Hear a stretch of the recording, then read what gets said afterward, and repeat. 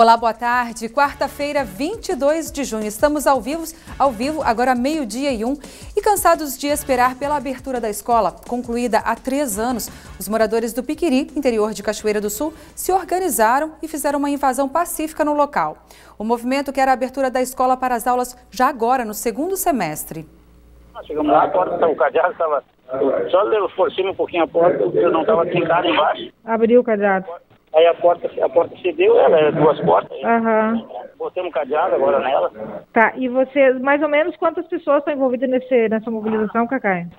Na última vez tinha umas 40 pessoas ou mais. O pessoal está em peso, então. Vamos fazer um movimento grande dia 30. Na próxima quinta-feira, dia 30, às 18 horas, uma audiência pública será realizada na escola.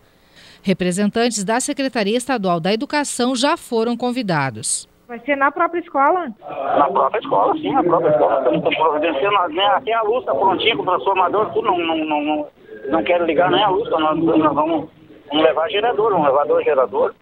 A meta da comunidade é o funcionamento do educandário já neste segundo semestre. Eu acho um absurdo um colégio pronto desse aí, está se depredando ali. E a gente, com o pessoal, a gente viu esse acidente de ônibus lá em São Paulo, a gente fica preocupada, né, Dona? Sim. A nossa criança, o nosso jovem está em todos os dias indo e vindo. A gente está disposto, assim, ó, Lena. Se não tiver, nós vamos trancar até dentro do momento, nós vamos trancar. Se a gente tranca, se Papeleira, Porto Alegre tranca a gente. Esse é só o início de uma mobilização, então? É só o início, isso aí nós vamos fazer essa audiência, vamos ver qual é a atitude deles, né? Uhum. Pessoal, tá, Cacai, qual é o objetivo de vocês, assim, ó, prioritário? O que vocês desejam? Nós queremos abrir o colégio como conforme foi aberto aquele ali entre Cachoeira e Caçapava, ali, semelhante, é o mesmo modelo do nosso. Uhum. Foi aberto assim precariamente também, eles usaram uma sala de aula com refeitório. Uhum. Lá puderam, se pôde ser feito, inclusive aqui não tem quadro negro, a sala de aula ampla, tudo prontinho, banheiro, tudo funcionando. É só o refeitório, a gente faz uma sala de aula, se não conseguir esse container, né, mas as consegue. Esse container já teve essa função há 2 anos atrás. Para este sábado, um grande mutirão de limpeza está previsto. Vamos limpar o pátio, vamos lavar as paredes, lavar o piso do colégio, fazer uma limpeza, né? Vocês estão fazendo isso por conta, os moradores do bairro do Piquiri que estão fazendo isso? Sim, só os moradores, só os pais de alunos. Tem ninguém envolvido. Esse movimento, essa mobilização, toda a iniciativa de vocês? Sim, iniciativa nossa. E em Porto Alegre, o Comitê das Escolas Independentes assinou um acordo para a desocupação das escolas estaduais.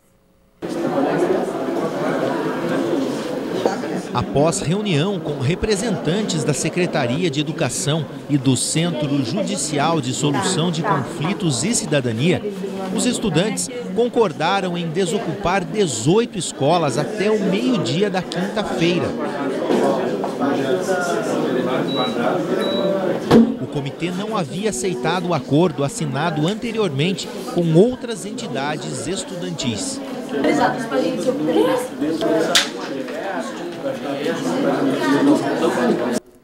O ataque à Casa de Cultura de Cachoeira do Sul, feito por 3 adolescentes no início deste mês, ainda repercute na sociedade. E a escola, enquanto instituição de educação, tem um papel importante: promover uma educação que considere o estudante em sua totalidade, vendo não só como aluno, mas como pessoa. Denise Belladonna fala sobre esse assunto hoje.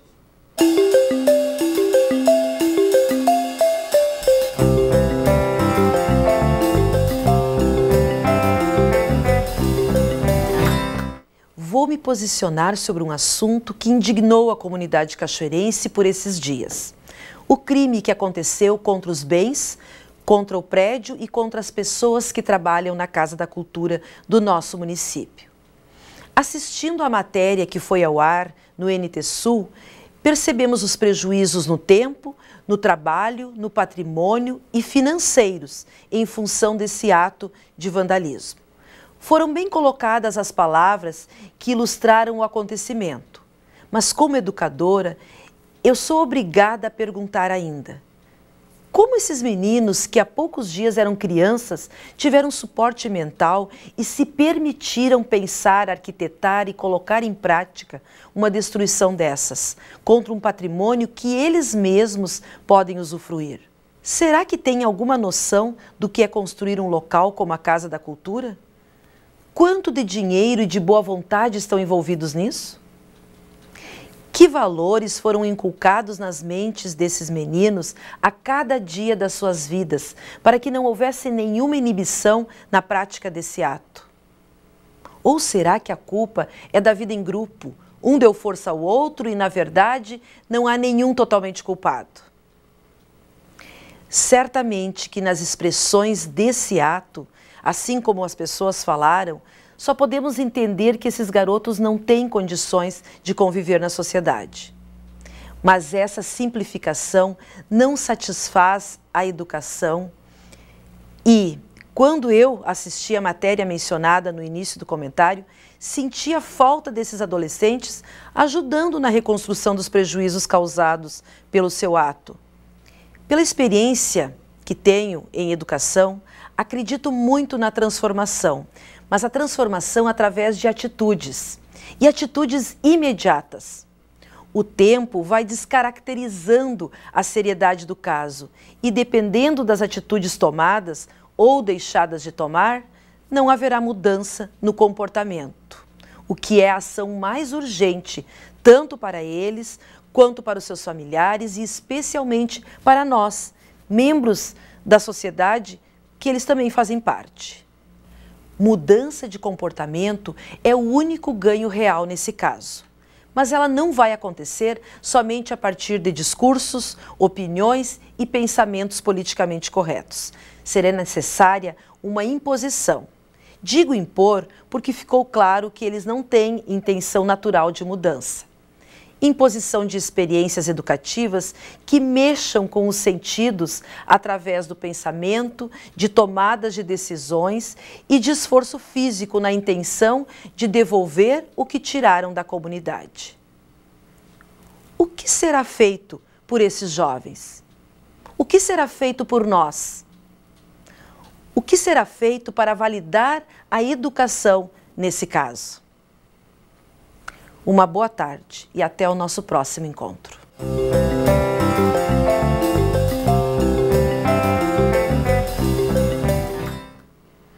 A tarde de ontem foi longa para quem participou da reunião da implantação da ciclovia em Cachoeira do Sul. O prefeito Neirão Viegas abriu a roda de discussão, mas se retirou logo depois da chegada da vice-prefeita. Antes da gente fazer qualquer ação, a gente tem que avaliar a reação, porque já foram feitas muitas mudanças de trânsito em Cachoeira do Sul, né? E num grande número, os prefeitos tiveram que voltar atrás pela pressão, né? E não é isso que a gente está fazendo na nossa administração. Pode ser lento, pode ser devagar, né? Tem uns que estão dizendo, Marcelo, que nós estamos fazendo porque é ano eleitoral, né? Quando na legislação eleitoral diz bem claro, né? Tu é eleito para governar 4 anos. Agora, porque é ano eleitoral, tu não pode fazer nada porque é ano eleitoral.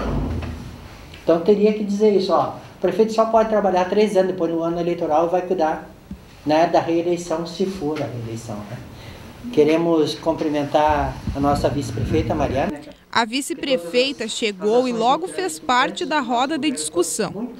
Quem quis opinou, sugeriu rua, fugiu das subidas, tirou o estacionamento, mudou de mão dupla para única. Um turbilhão de ideias. É baseado em estudo técnico e não em achismo. Nós estamos falando de justiça, não é uma discussão assim, vamos chamar assim, técnica. Né? Nós estamos falando aqui de redistribuir o espaço tão precioso da cidade. Porque aqui a gente está falando de projeto, de vai ser aqui, vai ser ali, vai ser... né? Mas, de fato, qual é o plano de mobilidade que dá as diretrizes, os objetivos e as metas para isso acontecer? Porque uma campanha espalhada aqui, desconectada de uma proposta ali, fora de uma outra proposta aqui, são microprojetos tentando chegar em lugar nenhum. Então, um plano, no meu entendimento, e isso está previsto no nosso PPA, é a construção de alguns planos, e um deles era o plano de mobilidade urbana, a atualização do plano diretor, que também não aconteceu no nosso governo, que também é importante quando a gente pensa a ocupação do território urbano. E esta é uma das diretrizes do plano plurianual do governo PT que não saiu do papel. E ontem fez com que a vice-prefeita desabafasse. A questão da ciclovia, de fato, foi uma pauta que nós deixamos muito em haver. Então, enquanto governo e enquanto sociedade civil, eu acho que antes tarde do que nunca a gente começar a acumular essa bagagem aí para comprar esse debate na cidade, do quanto a gente sabe que ele é polêmico, contudo, o quanto a gente sabe também que ele é necessário para pensar a ocupação dos espaços urbanos e as vias alternativas de locomoção no espaço urbano. Viável o projeto, a implantação da ciclovia antes do final do mandato seu e do prefeito Neyron? Olha, aí eu não sei te responder, eu não tenho essa resposta para te dar, não tenho essa informação. As opiniões colocadas pelos cachoeirenses de quererem uma ciclovia sonho, já partir por uma zona norte ligando à zona sul. Mas a gente precisa ter bem claro que antes a gente começar com o pequenininho e partir para o grande do que querer o grande logo de cara e não sair com nada na mão. Não, eu acho que isso depende do tamanho do acordo político que se faça, né? É possível fazer rapidamente e é possível fazer devagar, né? Essas resistências, porque infelizmente, né, ou felizmente, essa é a diversidade da nossa sociedade, aparecem e elas precisam ser discutidas muitas vezes caso a caso. A Prefeitura de Porto Alegre tem feito isso, tem feito audiências, mas a Prefeitura não tem tomado essa decisão. E em São Paulo não é assim, né? O prefeito Fernando Haddad de São Paulo tem feito ciclovia numa velocidade em que ele se comprometeu e realmente, mas também sofre ações judiciais, reclamação de algumas pessoas, mas pensar o futuro da cidade é realmente tomar decisões, né? E quando você toma uma decisão, infelizmente, não se agrada a todos. Agora, o importante é que haja participação nisso, porque nem sempre uma decisão aparentemente técnica, né, meramente de um estudo de um técnico, não necessariamente é uma melhor decisão. A decisão melhor é aquela que tem um embasamento técnico, mas tem participação social. Ou esse debate avança por cada um que faz, por cada um que tem essa militância, essa vontade, ao lado de gestores comprometidos com a proposta, ou tão pouco.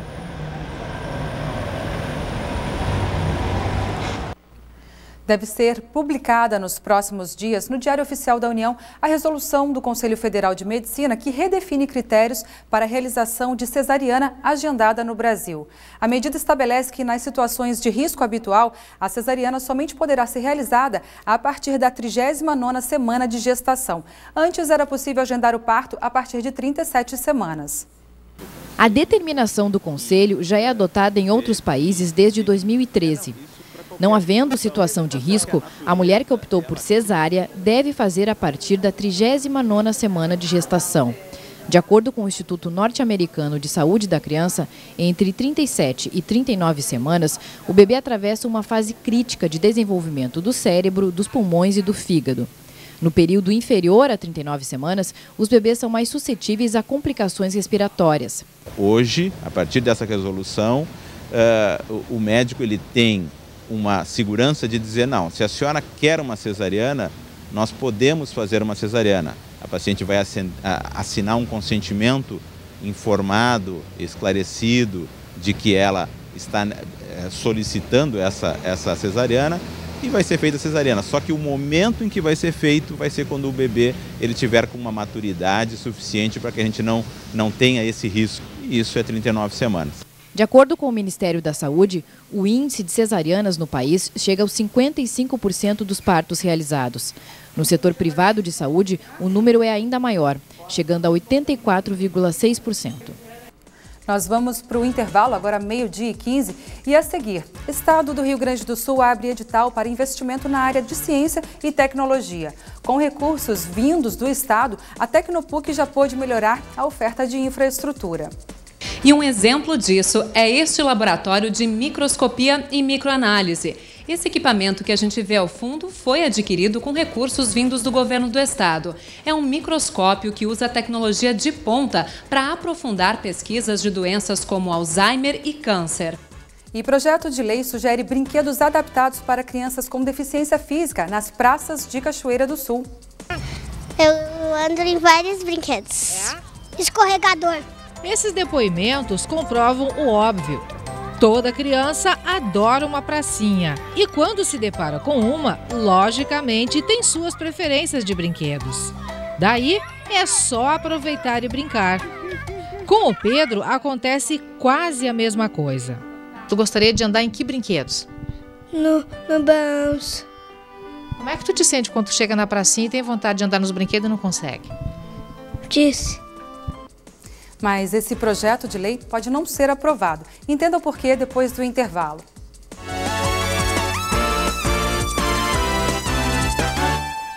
Estamos de volta ao vivo, 12h20, e você confere agora o Giro de Notícias do NT Sul. Por 11 votos a 0, a Comissão de Constituição e Justiça da Assembleia Legislativa Gaúcha aprovou na manhã de ontem o parecer do deputado Elton Weber, do PSB, ao projeto de resolução número 16 de 2016 da Comissão de Ética, que recomenda a perda do mandato do deputado Mário Jardel Almeida, do PSD, por quebra de decoro parlamentar. A análise do relator foi exclusivamente sobre os aspectos constitucionais, jurídicos e legais da tramitação do caso. Agora, caberá ao plenário da Casa decidir se o parlamentar deve ou não perder o mandato. Foi preso ontem William Nicolas Pereira Rodrigues, de 19 anos. Ele teve prisão preventiva decretada pela Justiça por suspeita de tráfico de drogas. Munidos de mandado de prisão, os policiais foram até a casa de William, na rua Roberto Silva, no bairro Barcelos. De acordo com o delegado Mota, os policiais fizeram campana no Beco dos Trilhos e constataram que o jovem vendia drogas no local. Mais de 200 policiais civis de todo o estado estão em Soledade, onde na manhã desta quarta-feira é desencadeada a Operação Garras da Lei. Estão sendo cumpridos 40 mandados de prisão e 40 mandados de busca e apreensão. O foco da ação policial é o tráfico de drogas. Até o momento, foram 30 presos na ação desta manhã e outros 8 durante 8 meses de duração da investigação. Falamos agora de investimento em ciência e tecnologia. O governo do estado lançou os editais dos programas de polos tecnológicos RS Incubadoras e do programa Gaúcho de Parques Tecnológicos. O investimento nos 3 programas soma 26 milhões de reais. O Tecnopuc é um dos parques tecnológicos que podem concorrer aos editais. Com recursos de edições anteriores, a instituição já conseguiu melhorar a oferta de infraestrutura para as empresas instaladas no local. E um exemplo disso é este laboratório de microscopia e microanálise. Esse equipamento que a gente vê ao fundo foi adquirido com recursos vindos do governo do estado. É um microscópio que usa tecnologia de ponta para aprofundar pesquisas de doenças como Alzheimer e câncer. Uma empresa fazer um investimento deste sozinha, quando essa empresa está em fase de crescimento, acaba sendo muito pesado. Se a gente consegue, por meio de uma parceria com o governo do estado, criar um ambiente, trazer esses equipamentos de alto poder, de precisão nas pesquisas e oferecer para o ecossistema literalmente de forma gratuita, ou seja, faz parte do benefício de estar dentro de um ambiente como o Tecnopuc, eu vejo que a gente está contribuindo para o desenvolvimento e da inovação dessas empresas. O Rio Grande do Sul conta hoje com 10 parques tecnológicos, 27 polos e 19 incubadoras. Todos podem inscrever projetos para os editais da Secretaria Estadual de Desenvolvimento Econômico, Ciência e Tecnologia. Os 26 milhões de reais anunciados hoje têm financiamento do Banco Mundial. E a novidade este ano é a definição de 6 áreas prioritárias para a captação de recursos. Energia, saúde, transportes e logística e mobilidade urbana, o setor da agroindústria e alimentos, energia e tecnologias sociais. Nós acreditamos que o Rio Grande do Sul hoje tem, em primeiro lugar, algumas carências estruturais em alguns setores para os quais o desenvolvimento tecnológico, a inovação tecnológica pode dar uma contribuição fundamental, decisiva. A expectativa é de que os investimentos em tecnologia e inovação também ajudem a alavancar a economia do estado. No momento de crise, como nós estamos vivenciando, a inovação é um caminho bastante viável para a gente superar esses momentos. E o estado do Rio Grande do Sul, ele possui diversos projetos de parques tecnológicos, de incubadoras de empresa, é reconhecido por isso.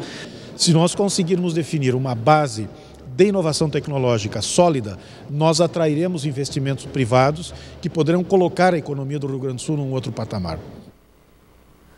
Um debate público sobre o descarte do lixo eletrônico e resíduos industriais reuniu pouco mais de 25 pessoas na tarde de ontem na Câmara Municipal de Cachoeira do Sul. Foi a bancada do PMDB que pediu a abertura do Legislativo. A empresa Natussomos, com sede na cidade de Horizontina, especializada na coleta, separação e reciclagem de componentes eletrônicos, era a mais interessada. A comunidade opinou. Eu acho que toda essa questão no meio ambiente precisa ser resolvida. Eu trabalho numa associação e lá no nosso bairro deve ter toneladas de computadores velhos, de teclados velhos, de celulares velhos. E estes eletrônicos citados dão um exemplo do acumulado. O poder público tem que fazer isso, tem que fazer aquilo. O poder público é responsável. Eu acho que o poder público chegou num ponto, principalmente nós governadores, que somos a pontinha lá do processo todo, a nossa força é mínima. Nossa força é mandar um ofício para a prefeitura para que ela talvez faça. Nós estamos aqui, eu acho que prospectando aqui alguma visão de uma melhoria, no sentido de nos organizarmos para fazermos uma lição de casa que nós, como sociedade cachoeirense, não fazemos, né? Que é dar o destino, se não 100%, mas a quase totalidade do nosso lixo eletrônico que nós produzimos. Ficou definido que os técnicos da Secretaria de Meio Ambiente e Empresa irão se reunir. É uma ação que não vai gerar um custo para o município. Pode haver sim um custo relativo a uma campanha, a se colocar estruturas do município à disposição para o recolhimento de material, de lixo eletrônico, mas o custo-benefício de dar a destinação correta deste resíduo ele é muito maior, tanto para a população cachoeirense quanto para os cofres do município. Vamos conversar com eles, vamos conversar com todas as entidades que estavam aqui representadas para buscar aí uma ação rápida, né, envolvendo a todos e que dê um melhor destino ao lixo eletrônico. Acredito que isso também é interessante para o cidadão que tem sua casa guardada, que não se desfez, vai poder se desfazer desse material. O município de Cachoeira do Sul não vai ter custo por recolhimento desse material eletrônico, né? Observando que tendo que atingir os 65 metros cúbicos, que a empresa é o mínimo que a empresa exige. Salientando que a empresa tem apenas 2 caminhões para fazer o recolhimento do lixo eletrônico no Rio Grande do Sul e em Santa Catarina. E os 65 metros cúbicos equivalem a 7 toneladas. Em Porto Alegre, a coleta de lixo deve ser normalizada ainda nesta semana. Depois de um novo bloqueio dos municipários na estação de transbordo da Lomba do Pinheiro, dezenas de bairros foram afetados pela falta do serviço. Containers praticamente cheios e o resultado é esse, lixo na rua. Quem mora nas redondezas reclama. Eu acho que deveria ser tomada alguma atitude, porque na verdade, normalmente o container está cheio e aí passam alguns moradores de rua e aí tiram o lixo de dentro dele e deixam para fora e aí não é recolhido. Sem falar o mau cheiro, então gera assim desconforto. O problema com a coleta de lixo deve ser solucionado até a quinta-feira. O atraso no recolhimento foi causado por um bloqueio de municipários na estação de transbordo de lixo na Lomba do Pinheiro. A categoria só liberou o local depois que a Justiça ordenou a reintegração de posse e aumentou a multa de R$ 5.000 para R$ 50.000 por dia em caso de descumprimento da decisão. Em média, são levadas para a estação cerca de 2.000 toneladas de resíduos por dia.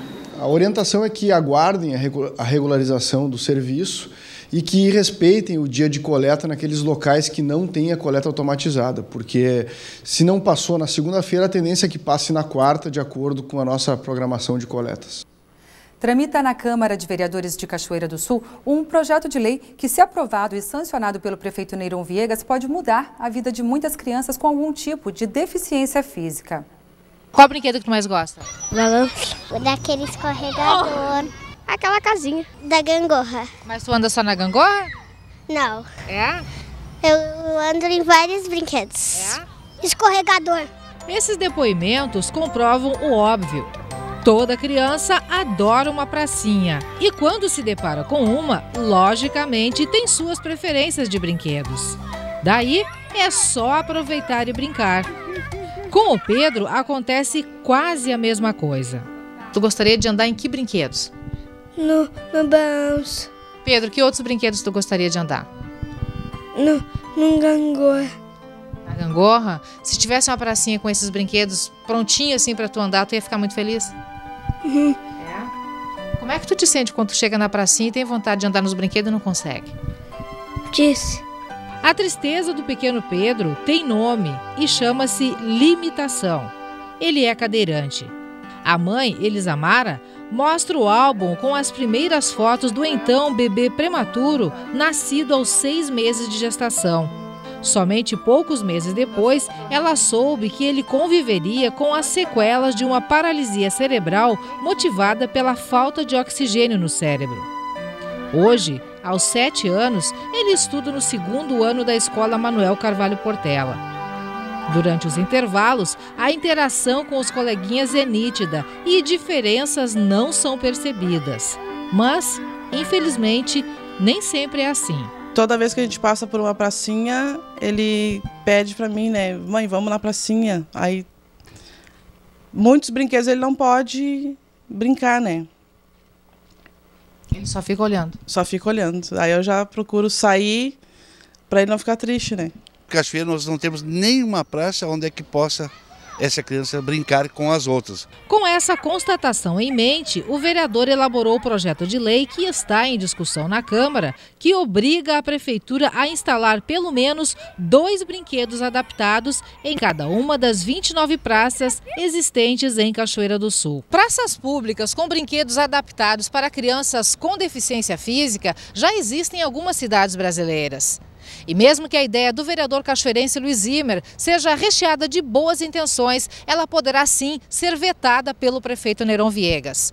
Segundo a análise preliminar do advogado da Procuradoria Jurídica do município, Rafael Rockenbach, essa tendência é forte e ela existe porque o projeto impõe despesas ao executivo. Mesmo assim, o vereador se mostra otimista e acredita na adesão do executivo ao projeto, amparado na sugestão existente no artigo 5º do PL. Mas eu estou abrindo um espaço também que as empresas privadas possam fazer um trabalho conjunto e patrocinar esses brinquedos e depois também que eles possam até abater o imposto de renda da empresa, né? Parceria do Executivo Municipal com as firmas privadas para que a coisa aconteça por bem da Cachoeira, né?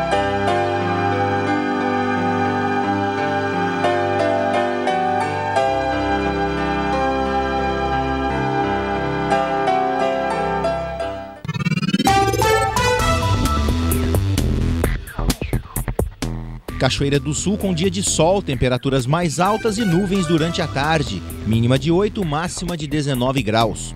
Amanhã, quinta-feira, o dia será de sol com algumas nuvens. O tempo fica firme e as temperaturas continuam a subir e devem ficar entre 10 e 20 graus. Já na sexta-feira, Cachoeira do Sul terá dia de sol com aumento de nuvens durante a tarde. Não chove. As temperaturas ficam entre 12 e 20 graus. Confira no mapa como fica o tempo hoje. Uma área de menor pressão atmosférica que já trazia chuva em pontos na metade norte, deixa o céu com muitas nuvens e instabilidade em parte do Rio Grande do Sul. O sol aparece no oeste e no sul, que tem predomínio de tempo firme. Entre as áreas que podem chover hoje estão a capital Porto Alegre e a região metropolitana. Na capital Porto Alegre, a máxima prevista é de 16 graus. Em Uruguaiana, na fronteira oeste, 19. Em Passo Fundo, no norte do estado, 15 graus. E em Santa Maria, na região central, 17. Para o litoral norte, Tramandaí e Torres, 16 graus. E em Pelotas e Rio Grande, no sul do estado, 17.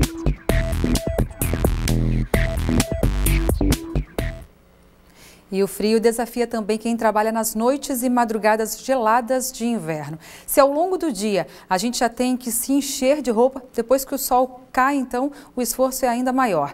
E cada um inventa um jeito próprio para se aquecer na estação mais fria do ano. Veja só. Porto Alegre, 8 da noite, 9 graus. Se trabalha cortando grama nas imediações do Parque Marinha do Brasil, ou seja, pertinho da beira do Guaíba, onde a sensação de frio é ainda maior. É difícil, mas a gente acostuma.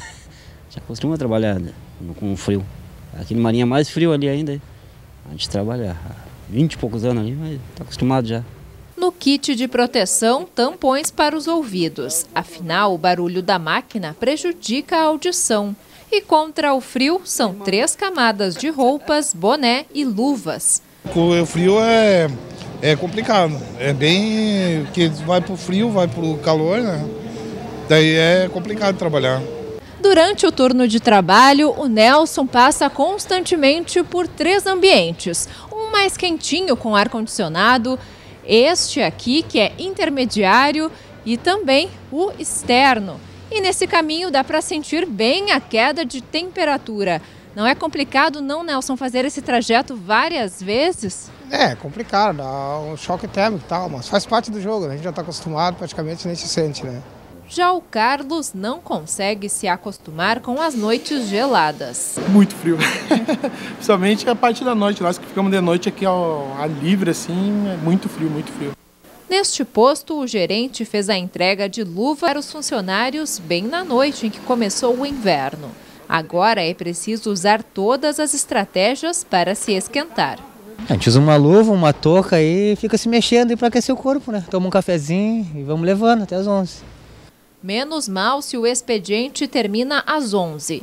Mas e no caso da Ivete, que vai até às 4 da manhã?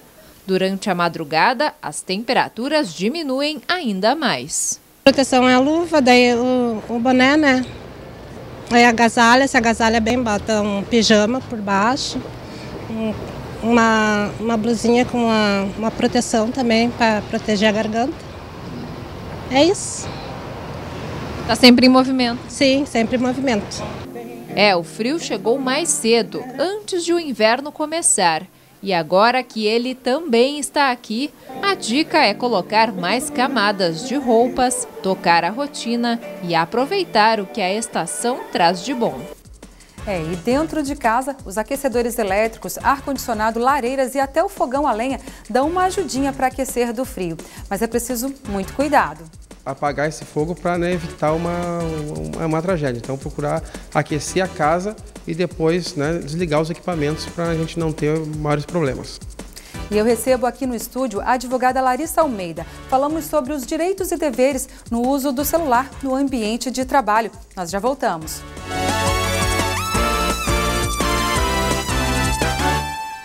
Estamos de volta ao vivo, agora 12h40. E com o frio que já está fazendo há semanas aqui no estado, ninguém resiste a um aquecedor, um fogão a lenha ou uma lareira dentro de casa. Mas nós temos um alerta quanto ao uso desses meios de aquecer dentro de casa. Gabriela Belo. É justamente nesse período de temperaturas baixas que é preciso redobrar os cuidados. A gente liga a estufa, ar-condicionado, põe fogo na lareira e no fogão a lenha, tudo para deixar a casa bem quentinha. Mas é preciso atenção, não é mesmo, capitão? Boa tarde.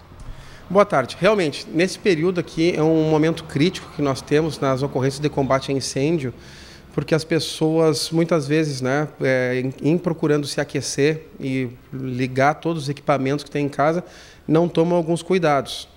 Então, a gente sempre recomenda que, geralmente, o pessoal, quando ligar os equipamentos elétricos em casa, estufa, ar-condicionado, dê uma revisada nas instalações elétricas na casa para verificar se a fiação da casa ela é de acordo com a quantidade de energia que é consumida.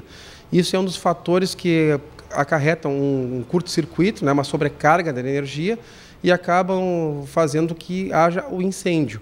Então, a gente recomenda às pessoas que façam essa verificação. Não adianta só instalar o equipamento e comprar os vários equipamentos e acabar utilizando todos ao mesmo tempo e não dar conta do recado aí sobre a questão da fiação. Então, a gente pede que a pessoa recomenda bastante quanto essa questão. E outro detalhe importante, o pessoal procura tomar muita atenção com o fogo, Então, realmente, lareiras, churrasqueiras, enfim, aquilo, que o pessoal utiliza, o próprio fogão a lenha, que utiliza-se para aquecer a casa, muita atenção com crianças, que não se deve brincar com o fogo, e como as pessoas também, no momento que não estiver utilizando mais, procurar desligar o equipamento, não deixar ligado, e também não inventar, Não, o pessoal acaba, muitas vezes, nesse frio, acabam utilizando mecanismos improvisados para fazer o aquecimento. Então, procurar ter máxima atenção quanto a esses equipamentos para a gente evitar uma tragédia, aí, que ninguém quer que isso ocorra. Aquecer a casa, isso sim, correto, porém não deixar esses equipamentos ligados no momento em que vai dormir. Desligar os equipamentos, né, procurar apagar o fogo, aquele que está, né, em equipamentos vivos, né, com fogo vivo, procurar apagar esse fogo para, né, evitar uma tragédia. Então, procurar aquecer a casa e depois, né, desligar os equipamentos para a gente não ter maiores problemas. Quando o fogo, a lareira, por exemplo, está ligada, a gente sabe que há queima do oxigênio. Tem alguma dica para quem está em casa nesse momento? Por exemplo, utilizar uma bacia com água, um pano úmido, alguma coisa para... alguma alternativa? Esses mecanismos acabam auxiliando, né, para umidificar o ambiente e não ter a queima completa do oxigênio.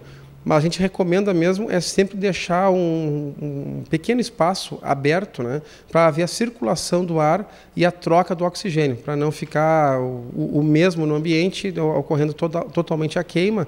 Isso pode fazer com que as pessoas percam o sentido, como já aconteceu, né, isso não é uma coisa inédita, né? As pessoas acabam perdendo oxigênio, a gente não sente que está perdendo oxigênio, simplesmente de uma hora para outra a pessoa desmaia, né? Porque faltou oxigênio, ele vai desmaiar e acaba, né, tendo um problema maior se não for socorrida em tempo. Mas nós temos, né, em média aí, uma ocorrência de incêndio a cada 2 dias.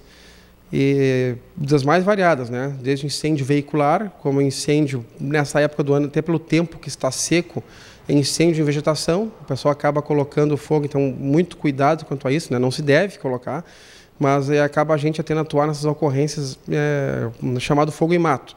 Então, o pessoal acaba colocando fogo na vegetação ou a própria vegetação seca, né, pela intempérie, pela geada, enfim, que queimou a vegetação.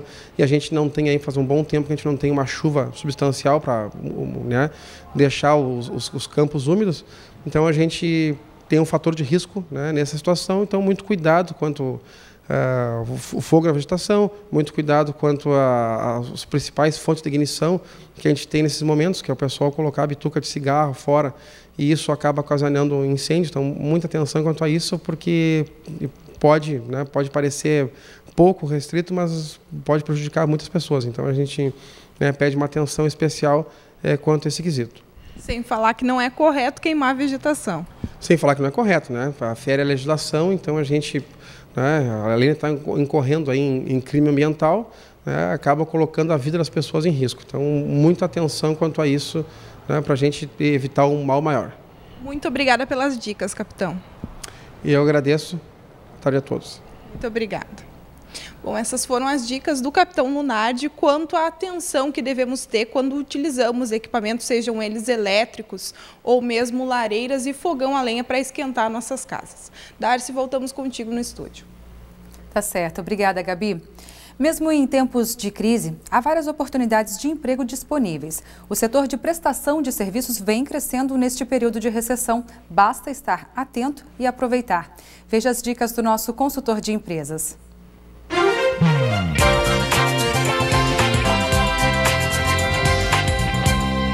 Vamos comentar hoje sobre alguns tipos de negócio que estão sendo favoráveis nesse exato momento em que o país vive. Ou seja, apesar de tudo, de uma falta de crescimento do nosso país ou um crescimento negativo, como alguns estão anunciando, nós temos que, mesmo nesse momento, existe oportunidade de negócio, não somente para a nossa região, como para todo o Brasil. E vamos botar quais negócios são esses que podemos fazer com muito pouco recurso, mas é uma situação onde que podemos agregar mais um valor à nossa renda. Quais são esses tipos de negócio, então? Começamos com o primeiro deles, o mais procurado. São negócios na área de serviço. Que negócios são esses? São negócios que precisam de tudo que é tipo de conserto, de serviços especializados em alguma área, costureiras, sapateiros, qualquer área dessas que requer pouco investimento e podemos ter esses tipos de serviço. Observem bem, com essa situação que o país está passando, alguém de vocês nunca pensou em diminuir uma roupa ou aumentar uma roupa? Nunca ninguém de vocês pensou em aumentar ou diminuir qualquer tipo de blusa depois de alguma coisa que passou a usar? Ou então um conserto de um sapato, de um tênis, já que a situação não está muito favorável? Ou melhor ainda, vamos pensar naqueles móveis que temos em casa. Será que não é o momento de fazermos alguma coisa e até mesmo uma restauração de imóveis? Então, são tipos de negócios que requerem pouco dinheiro e que realmente estão em alta e que todos nós estamos começando a precisar neste momento que o país vive. Outro tipo de negócio também muito favorável, cuidadores. Gente, aí até uma situação muito interessante. Cuidadores não somente de cães, até mesmo pessoas para passearem com os cães hoje, que também existe bastante no mercado, mas está crescendo um mercado muito grande que é os cuidadores de idosos. Ou seja, encontramos vários lugares hoje, em vários espaços, em várias cidades, as creches para idosos. O que acontece com essas creches? Além de ser um investimento barato e pouco, mas todos nós estamos começando a envelhecer mais. E isto é um lado positivo para a nossa população.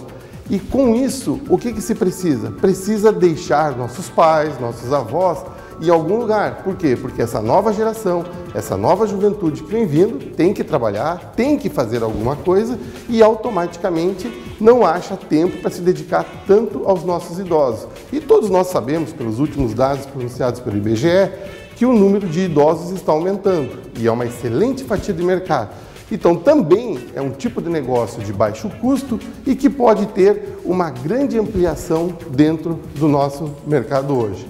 Outro tipo de situação que podemos ter é aquela questão de alimentos, ou seja, doces para festas, cupcakes, bolos, a bendita comida caseira.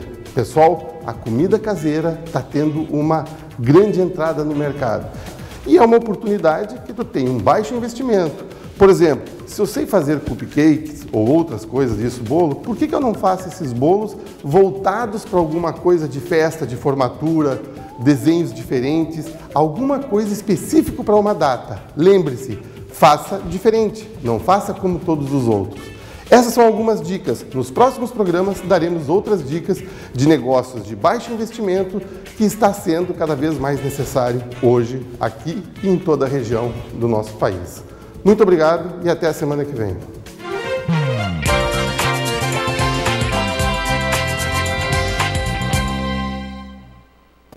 Veja agora no NT Sul as vagas que o Cine disponibiliza para a Cachoeira do Sul. Costureiro industrial, uma vaga. Uma vaga para confeiteiro. Uma vaga para técnico em enfermagem. 5 vagas para soldador. Montador industrial, 4 vagas. Estas vagas já estão disponíveis em nossa página no Facebook, facebook.com/TV Cachoeira. Você pode também se dirigir pessoalmente à agência do Cine, que está localizada na Rua Major Ourix, número 1552, no centro. Outras informações você pode obter pelos telefones, código de área 51 3722 3338 ou 3723 5414.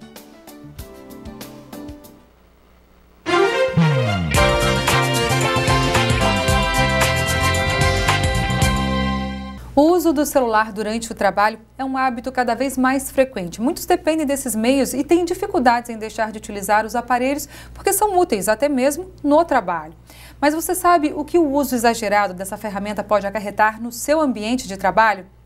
É o que vamos saber agora com a advogada Larissa Almeida. Boa tarde, Larissa. Boa tarde, Darcy. Boa tarde a todos. Bom, quais as delimitações do uso do celular no ambiente de trabalho, Larissa? Bom, aí a gente tem duas questões, né? Uma do aparelho ter sido disponibilizado pelo empregador.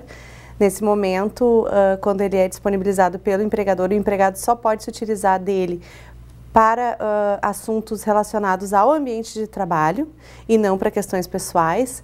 E outra questão é quando o empregador ele deixa que o empregado ele se utilize do celular pessoal no ambiente de trabalho. Nesse momento, ele tem que ter muita prudência ao se utilizar e não ficar o tempo inteiro com aquela ferramenta sem produzir, porque isso pode tanto gerar, né, acidente de trabalho, quanto também pode prejudicar no andamento do trabalho dele normalmente. Tá. E o empregador ele tem o direito de proibir o uso de celulares durante o expediente? Sim, ele tem esse direito de proibir durante o expediente de trabalho. Claro que, nesse momento, se ele proibir o uso do celular particular do empregado, ele tem que disponibilizar uma linha telefônica fixa para que o empregado possa ter um contato com o mundo externo. Digamos, se ele tiver um problema de saúde de família, ele ter como contatar externamente. Então, tem que ter essa disponibilização. Tá, você tinha mencionado sobre a questão do empregador disponibilizar um celular e ele não poder fazer uso a não ser para o trabalho. Para o trabalho. Tá, e se ele utilizar para fins pessoais esse celular, pode acarretar cobrança? Sim, se isso já tiver sido delimitado pelo empregador, que aquele aparelho está sendo disponibilizado apenas para as questões de trabalho, ele pode gerar punições ao empregado que descumprir essas normas. E quais as penalidades que o empregado pode sofrer descumprindo essas regras? Primeiro assim, o empregador ele pode dar uma advertência verbal, seguindo na reincidência com uma advertência por escrito, após uma suspensão, e até mesmo podendo vir a chegar à justa causa. Porém, a gente tem que ter cautela nesse assunto, porque às vezes uma só conduta do empregado pode gerar uma justa causa diretamente. Como, por exemplo, ele se utilizar daquele aparelho para divulgar um segredo de empresa, né, um segredo ali do trabalho dele. Nesse momento, pode a convivência ficar tão complicada que apenas uma conduta já pode gerar essa justa causa. Então, não se tem que seguir uma sequência de punições. Vai depender de caso a caso. Tá. E como o empregado ele pode evitar essas punições? Ele pode evitar, né, não se utilizando do telefone para fins particulares, ficar de conversa no horário de trabalho, até para não prejudicar a sua o desenvolvimento normal do trabalho, né? E ele pode também ter cuidado no momento em que ele se dirige aos colegas de trabalho, para ele não estar falando nem mal da empresa, nem mal do seu superior hierárquico, que às vezes pode acontecer. Então, ele tomando esse tipo de precaução, ele pode evitar, sim, vários tipos de punições. Larissa, e como que o empregador ele pode normatizar essas regras de proibição de uso de celular durante o período de trabalho? Ele tem que fazer de forma escrita. Por exemplo, se é uma nova contratação, ele pode fazer no próprio contrato de trabalho ou no regulamento interno da empresa ou até mesmo através de convenção coletiva de trabalho, aonde esteja bem descrito que é proibida a utilização de telefone particular durante o expediente de trabalho. E também para aquelas contratações que já estão em andamento, fazer um adendo àquela contratação, como se fosse um termo aditivo daquele contrato, para que os empregados eles tenham ciência. Isso tem que estar muito bem documentado para poder resguardar o empregador, no caso de uma futura punição, e os empregados eles têm que ficar sabendo também, ser muito bem divulgado dentro do ambiente de trabalho que não pode ser feita aquela utilização, até porque que nenhum deles venha a ser penalizado injustamente. Sim, e essa regra vale também quando o empregador cede esse celular? Sim, também, com certeza. Se o empregador ele der um aparelho telefônico para o empregado se utilizar só para assuntos da empresa, isso também deve ficar documentado. Tá. Por outro lado, tem também os empregadores que utilizam mensagens como WhatsApp, SMS, Messenger, para falar com o empregado fora do horário. Isso pode causar hora extra?